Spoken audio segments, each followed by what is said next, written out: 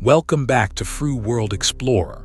Today the wheels are rolling west out of Minneapolis into a first-string suburb that most people pass straight through on the highway without ever knowing its story. Quiet streets, old rail corridors, and a giant white tower standing on the horizon. This is St. Louis Park, Minnesota. And over the next few miles, we are going to unpack a history that runs from Dakota homeland to a wheat-hauling railroad to the world's first concrete grain elevator, and yes, to the humble pan that gave America the Bundt cake. Stay with me.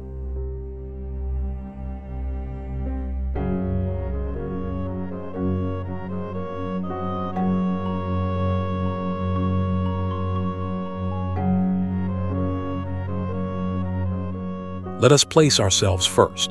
St. Louis Park sits just west of the city of Minneapolis in Hennepin County, tucked against the western edge of the big city like a puzzle piece. Today it is home to a little over 50,000 people, a first-string suburb woven through with lakes, creeks, and old railroad lines. But to understand why a place ends up named for a railway, and why a grain silo became a national landmark, we have to roll the clock back, long before any suburb existed here.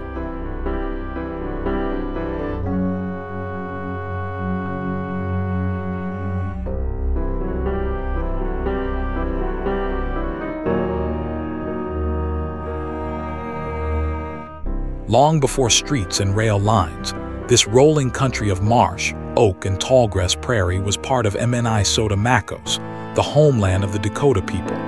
The land here is stitched with water, the lakes and creeks that still define the region, and for generations it sustained the people who lived alongside it. In the treaties of Mendota and Traverse des Sioux, signed in 1851, roughly 24 million acres of this homeland were ceded, opening the region to settlement. The landscape you are riding through carries that deeper history beneath every street.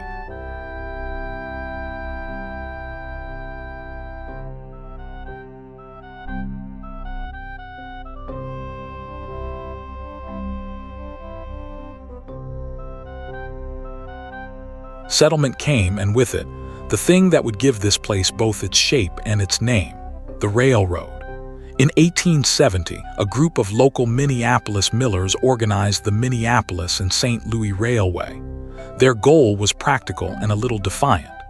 They wanted to haul wheat to the Minneapolis flour mills, and they wanted to break a rail monopoly that was squeezing them. The last spike of that first single-track line was driven in November of 1871, and the rails now cut straight through the farmland that would become this city.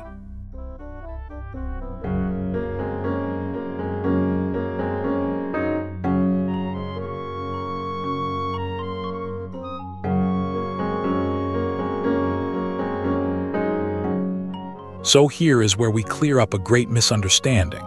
St. Louis Park is not named for St. Louis, Missouri, and the charming old legend that the railroad was heading off to St. Louis is apocryphal. The local historical society has debunked it. The likely truth is simpler. The railway agreed to build a depot if the young village would take the name of the line, the Minneapolis and St. Louis. The word park was added to tell it apart from that other St. Louis.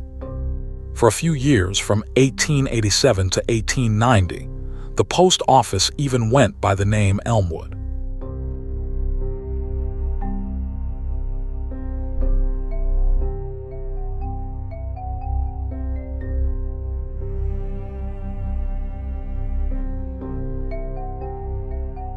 Riding through here now, it is all leafy blocks and tidy lawns, but keep an eye on those long, straight corridors cutting across the grid. Many of them are old rail lines, the bones of the town still visible under the pavement. The depot actually came before the village was even officially incorporated. So let us talk about how a scattering of farms and factory sheds became a real place on the map.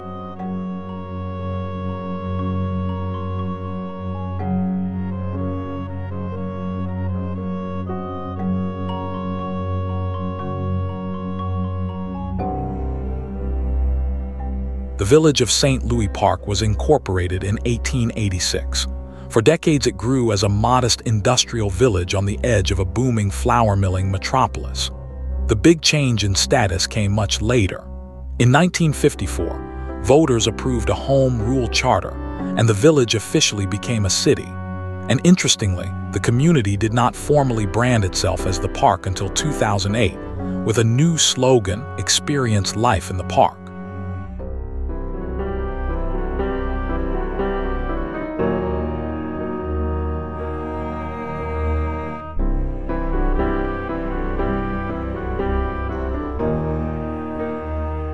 In its early years, this was meant to be an industrial powerhouse. In 1892, the lumber baron Thomas Barlow Walker, the man who founded the Walker Art Center in Minneapolis, joined with other wealthy Minneapolis industrialists to incorporate the Minneapolis Land and Investment Company. Their plan was to lure factories out to St. Louis Park, and it was already working. Around 1890, the little village had more than 600 industrial jobs, most of them in the making of farm implements, the plows and machines that worked the surrounding prairie.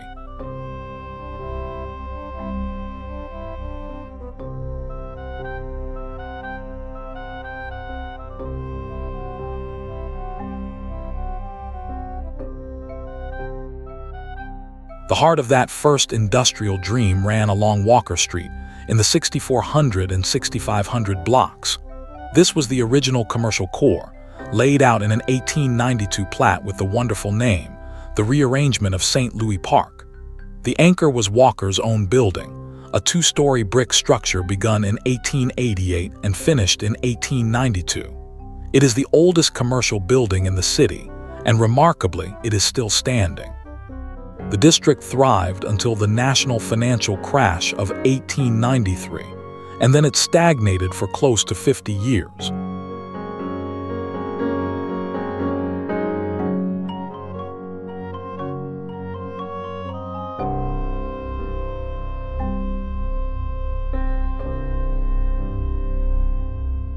It is a strange thing to think about as I coast along here. This quiet corner was supposed to be a roaring factory town, a rival engine to Minneapolis itself. For half a century, that dream mostly sat frozen, but one of those early factories left a real mark on American farming, so let us pull up to the plow works.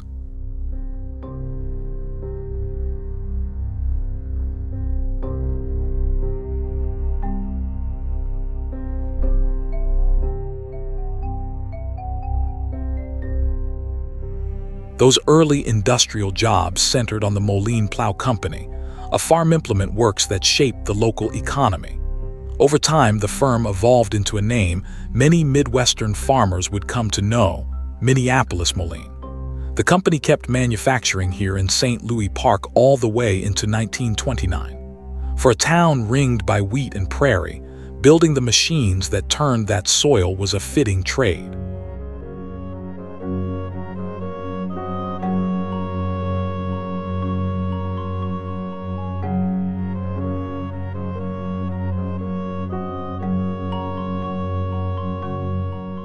Now we come to the star of the show, that great white tower you can spot near the junction of Highways 7 and 100. It is the Peavey Haglin concrete elevator, and it is nothing less than the first cylindrical concrete grain elevator in the world. It was built in 1899 and 1900 as a bold experiment to prove that concrete could safely store grain. The man behind it was Frank Peavey, a Minneapolis grain merchant known as the Elevator King. Peavey was tired of wooden elevators, which caught fire and cost a fortune to insure.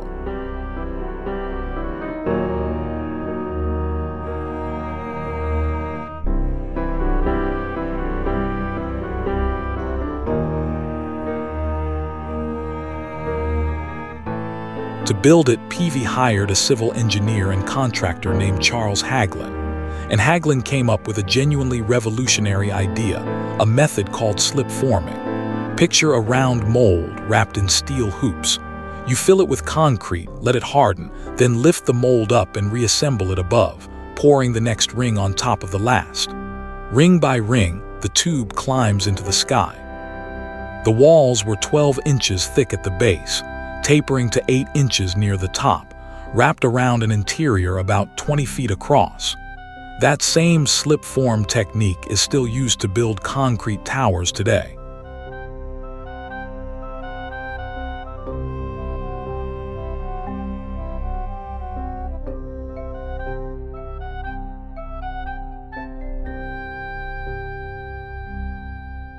But not everyone believed it would work. Critics called it Peaveys Folly. They were certain that the moment you filled the tower with tens of thousands of bushels of grain and then emptied it, the whole thing would burst apart. Hagelin built it first to 68 feet just for the make-or-break test. When it came time to empty it in 1900, hundreds of spectators gathered, cordoned off at a safe distance, fully expecting an explosion. The tower held. As the story goes, the jeers turned to cheers. Vindicated, the builders raised it to its full height of about 125 feet.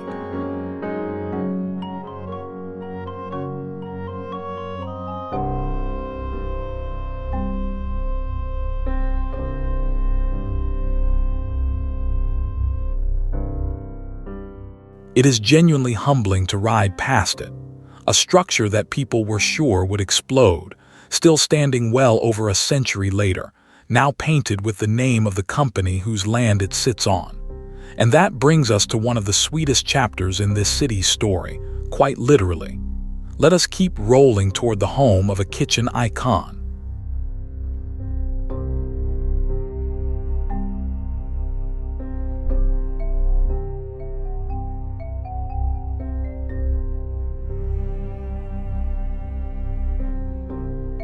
Before we leave the tower, it deserves its honors. The Peavey Hagelin elevator was listed on the National Register of Historic Places in December of 1978. It was named a National Historic Landmark in 1981 and a National Historic Civil Engineering Landmark by the American Society of Civil Engineers in 1983. It holds about 30,000 bushels, and it still stands on the grounds of the Nordic Ware Company, which is exactly where our story goes next.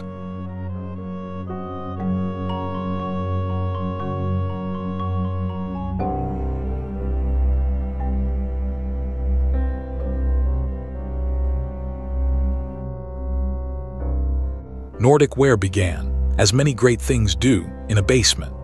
In 1946, Dave and Dottie Dahlquist started a business in a Minneapolis basement, originally called Plastics for Industry. In 1950, they acquired a company called Northland Aluminum Products, and along with it came a product line named Nordic Ware. That company would go on to make one of the most recognizable objects in the American kitchen, and it is still headquartered right here in St. Louis Park.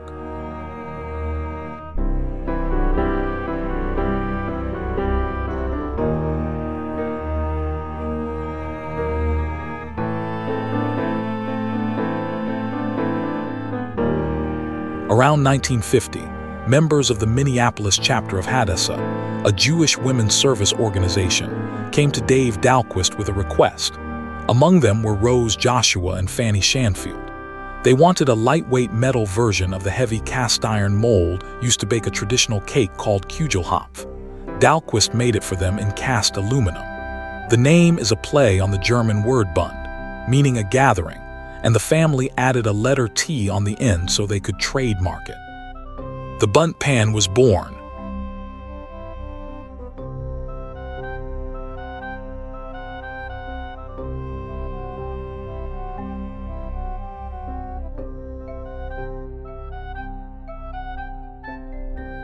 At first, it sold only modestly. Then, in 1966, a baker named Ella Helfrich entered a cake she called Tunnel of Fudge in the Pillsbury Bake-Off. It took second place, and it required a Bundt pan. Suddenly, everyone in America wanted one. Demand exploded. The factory ran around the clock, turning out as many as 30,000 pans a day. Over the years, more than 70 million have been sold.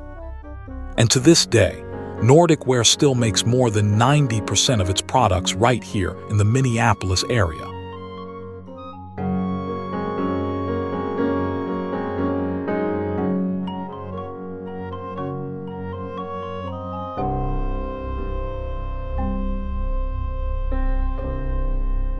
So the next time you see a Bundt cake at a birthday or a holiday table, know that its pan was invented in this unassuming suburb, at the request of a group of women who just wanted a lighter mold. Now, the story of who those women were points us to another huge part of this city's identity, one that shaped its culture for generations.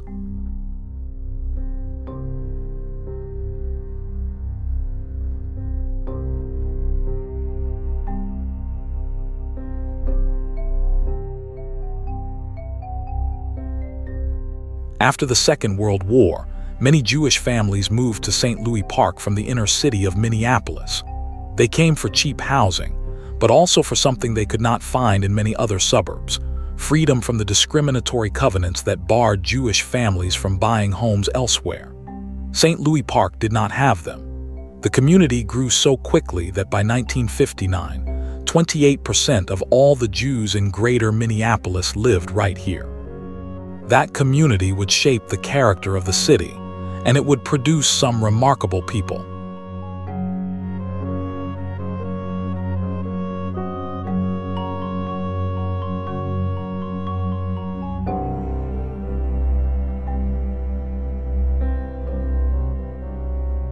Among the children raised here were the filmmakers Joel and Ethan Cohen, brothers born in the 1950s into a Jewish academic household, their father an economist, their mother an art historian. Their 2009 film, A Serious Man, is set in a 1967 suburb modeled on their St. Louis Park childhood, though the town on screen is never explicitly named.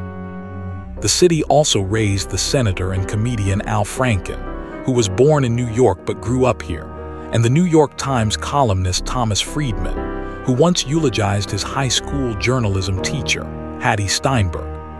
Add the philosopher Michael Sandel and the political scientist Norman Ornstein, and this one suburb holds an extraordinary intellectual legacy.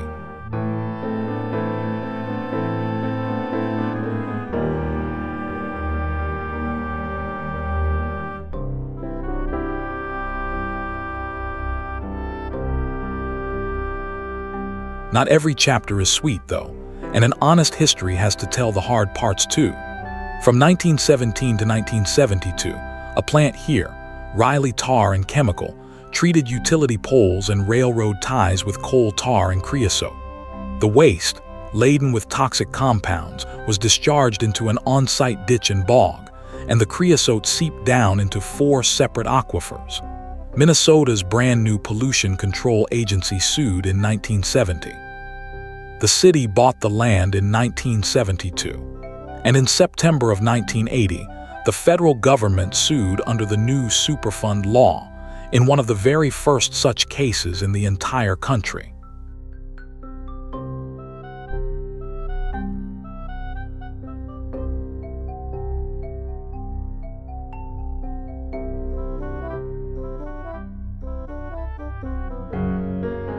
The cleanup became a defining civic effort.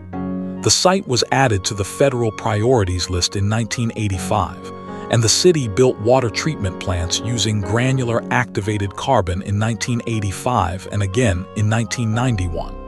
A federal review in 2021 found the remedy protective. There is an earlier water story here too. Back in 1932, a well was drilled behind the old fire station, and a 180-foot tower was raised to serve 600 customers. But the water tasted of creosote and was shut off after about 8 months. That tower later served as a civil defense radio antenna before it was torn down in 1983.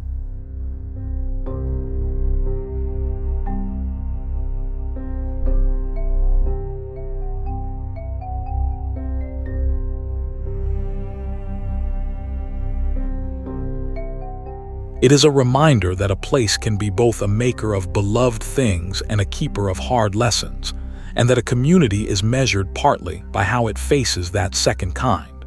But if you want to see how St. Louis Park reinvents itself, all you have to do is look at how it treats its land today.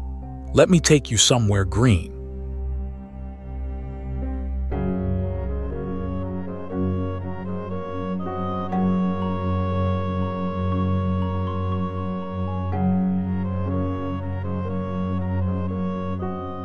Tucked into the city is the Westwood Hills Nature Center, a 160-acre preserve of marsh, woods, and restored prairie. But it was not always wild. This land was once the Westwood Hills Country Club, a golf course that opened in 1928. The city converted it back toward nature, opening its first interpretive building in 1981, and in 2020, a striking net-zero energy interpretive center. It is a small emblem of a suburb learning to give some of its land back to the marsh and the tall grass.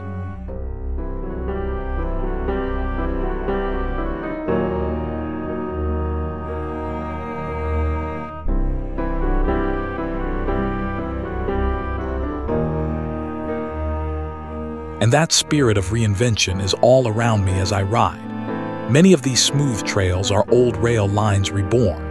The Cedar Lake Regional Trail, about 4.5 miles of it, follows former railroad corridors, including that very Minneapolis and St. Louis line, right into the city, and it was billed as America's first bicycle freeway. Soon light rail returns too, with the Green Line extension bringing 3 new stations to St. Louis Park. And along the way, new walkable centers like Excelsior and Grand, and the booming West End, have given this first-string suburb a downtown of its very own.